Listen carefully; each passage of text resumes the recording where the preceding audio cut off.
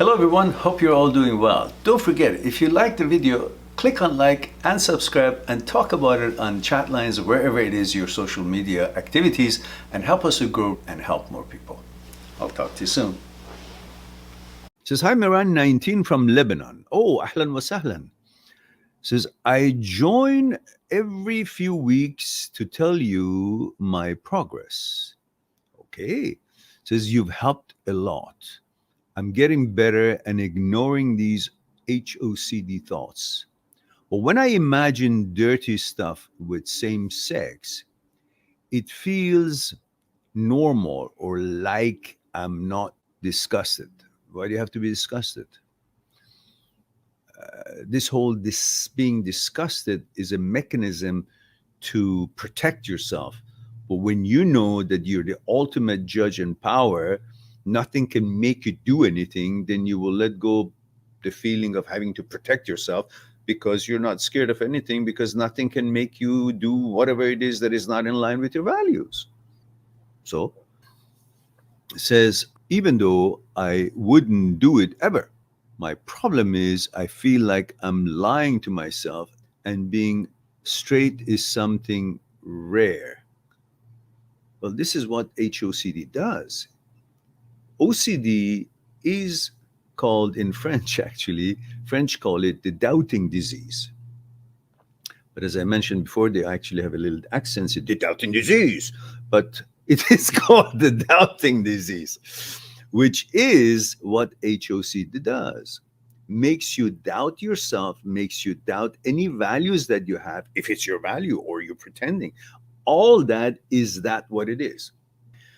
Okay, I wasn't planning on doing it here. I was going to make a separate video on it of a better quality, but yeah, maybe I'll do that because that's going to be pretty involved. I'm trying to make a video for you guys that actually explains what happens in the psyche in regards to HOCD and why this happens, which has nothing to do with your gender or changing or any of that. The mechanisms that are in at work, and describing to you with using metaphors that you can understand, because I believe the number one key to recovering from this glitch or disorder is to clearly understand the process and the malfunction and the mechanism that happens in the brain, rather than thinking it some kind of a sinister conspiracy to change your gender, which is what the thought pattern goes towards, again, as a malfunction. But we want to know why actually, what happens? What are the responsible components in the brain? Where's the role of amygdala? Where's the role of the danger signals that don't exist? Where's the role of the shut-off valve? What are there? And is it only us, or every human being's brain has these challenges and shortcomings and malfunctions? And then what are the counterparts, counteractions to remedy these glitches in the healthy brain? And why is it not functioning as it's supposed to function in our brain too? And what are the things that are involved, and how we can actually rehabilitate it and help it? Because it's all about training.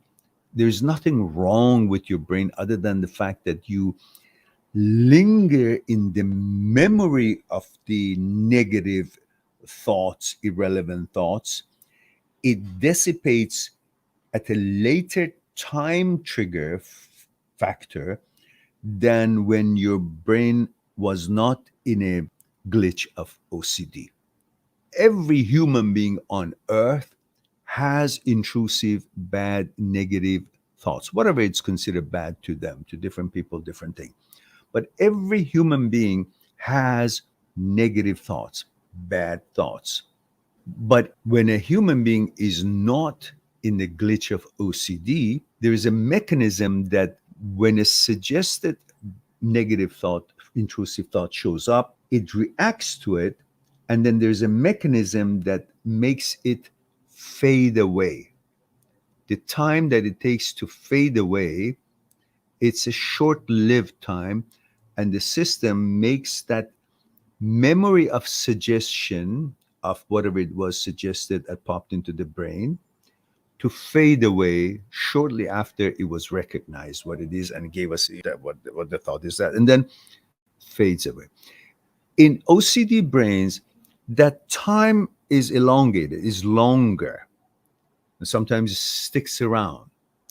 So it's about how to get the brain to train itself to faster forget and dissipate that suggestion that was negative to us. It's like when you're in front of a pond, you throw a rock into the pond, you can see it splashes into the water, body of the water, creates waves. Now, depending on the quality of the water or the quality of the rock, it takes a certain time for these ripples or these movements of water because of the rock having been thrown at it to settle and be recovered and become calm again. OCD brain is like a pond that when a rock is thrown into it and it engulfs it, it takes longer to engulf it, disappear, and the ripples to dissipate and become calm again. When we were not in glitch of OCD, a rock thrown out, and then quickly recovered, and we go on. We kind of forget. This cycle of forgetting in OCD glitch takes longer. So we got to learn how to deal with this disturbance of the surface of water while it takes a little longer to dissipate, or however long it takes, and what to do to be able to help this body of water to smooth out the ripples faster and in a normal speed, just like when it was a time that we didn't have this glitch. So that's what I want to talk about in that particular video, which it will take a bit of a time. As you can see, delivering it is not difficult, but delivering it in a way that everybody can understand it, which is what I pride myself to focus on, it may take a little bit explanation. So the video probably going to be, I don't know, maybe 15, 20 minutes, half an hour, I don't know. So, but for now, understand this, and I will explain it when the video comes out. In the meantime, just understand that, as I mentioned, you're not the brain. Brain is not you. So when it suggests to you, you don't have to panic, because its suggestion doesn't come with any power. It's a suggestion. You don't give it attention or actuality or power, it wouldn't get any chance to become an action. It's like you heard something on the radio. It's a suggestion, but the radio is not going to, a hand is not come out of it. And, like the radio says, oh, why don't you donate to this cause? Okay, it may be a suggestion to you, but there is no hand coming out of the radio to grab and go into your pocket and get money out. It was a suggestion. You don't pay attention to it. You don't allow it to become an action. You will not put your hand in your pocket. You will not donate to that cause. That's as simple as that.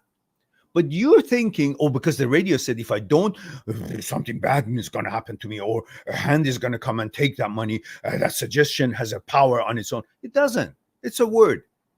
Same thing. The brain suggests something. You think because it happened and it's on the screen of your brain, it must be you. It's not you. The brain is not you. You lived millions of years before this brain was given to you. So where was you then? There was a you before we had this brain. This brain is an added apparatus. It cannot be you. It doesn't have the power to make you do things. It can suggest things, but you ultimately are the boss. If you watch that video that I suggested, you will know that your role and the only power that exists between you and the brain is yours, and that's the power of veto. A power of choice and veto. Brain by itself cannot make you do things. It can annoy you by things that are not in line with your values and you don't want to negotiate it. But if you understand that suggestion and continuous suggestion, even 24/7 suggestion, does not make anything happen, it just annoys you because it's contrary and contradicting your values. I used to have tremendously ugly thoughts to my values 24/7. It was like a goddamn hell. But I was old school. I didn't give it value as it could define me or my values or my principles. I just understood this is annoying and how can I stop it? And I was forcing to stop it instead of just don't give a shit. So finally, I figured it out on my own. I just went further with every time that such bad suggestions in my values or images would show up, I'll go further with it. I would actually help it to be even more disgusting to me, to the point that I was not afraid of these thoughts showing up. And the brain eventually thought that, oh, he's not engaging with it. He's actually laughing about it. He's not scared of it because he knows he's in control. He will never commit to any of that. He will never enjoy any of that. You will never entertain it or welcome it. He just simply is not afraid of it. So no suggestion is going to make him allow any of it to become an actuality. And he knows that. So he's actually laughing about it, which I was, because it was true. It was ridiculous. It's not me. It's not in line with my values, with showing up, which is based on exactly the opposite. Like when you really care about some values and you don't want such things, and then that is being focused by your protective systems. So naturally, the opposite of it is going to attack you because you're fully focused on that topic. So any possibility of that topic being attacked is going to be conjured up by your protective systems. It's like you're commissioned to protect this mansion. You're the security guard for that mansion, security principal for that mansion. So what are you going to do all day long? You're going to be naturally, because you're responsible to protect that mansion, the security of the mansion, naturally, you'll be constantly conjuring up possibilities of that corner with lines dropping from helicopters or people climbing the wall. The attack to the mansion could happen from there. A fire could break off there. They could bomb that other wall. They could try to drill a hole of it. They could pose as a guest. You conjure up all these things that are possibilities to endanger what you're supposed to be protecting. So when you are really having a certain values and principles and so important to you and so focused on protecting it, so naturally the brain is going to cause all the attacks, possible attacks. Whether it's about your gender that you're protecting is so important to you, so brain is going to attack you with all opposite of what you are. So that's what the protective system, the brain itself, is trying to do. In fact, the brain thinks is alarming and alerting you to help you to protect what you want to protect, but in fact is attacking with so many nasty things that is unbearable to you. And you think, oh, something wrong with me. No, in fact, you're so focused on that particular subject to protect, and it's so important to you that the brain is helping you to create all kind of havoc so you'll be prepared for protecting it. All possibilities from all different tangents and angles. And that's why you need to actually let go, say, nothing can pass through, nothing can become an actuality or an action without my approval. So therefore, I have no worries about all these suggestions because none of them can become anything because I'm the boss. I'm the only one that can allow any of these suggestions from the brain or from anybody else out in the street ever become an actuality in my life or not. I'm the power. But you don't notice that. You think the brain suggestion is the power, which is the beginning of the problem. Okay, on that note, before I go on more and more, which we'll hold it maybe for some video, if I ever get to it. I'm becoming lazy now. And remember, guys, there are many things that I cannot simply, every question could be an hour and half an hour discussion. And so you all know that I have a site, mindthatseekstruth.com. Mindthatseekstruth.com. Mindthatseekstruth.com. You can go on my site Make an appointment for a Skype consultation, and we'll deal and explore with what's concerning you one-on-one on Skype. And for every new client, for 1 hour registration, I'll add another 30 minutes so we don't have to rush, and you'll have plenty of time to explain to me your situation and what thought patterns and what your concerns are. Whether it's about relationship, it's about OCD, it's about thoughts, consciousness, intrusive thoughts, whatever it may be. So you can make a registration there on my site, and we'll discuss it, explore it together one-on-one on Skype. Subscribe on my channel, visit my channel, and go through the videos that you might be interested in. Mind@seekstruth.com is making it one step away to talk to me one-on-one on Skype and discuss what's concerning you. I'll talk to you soon.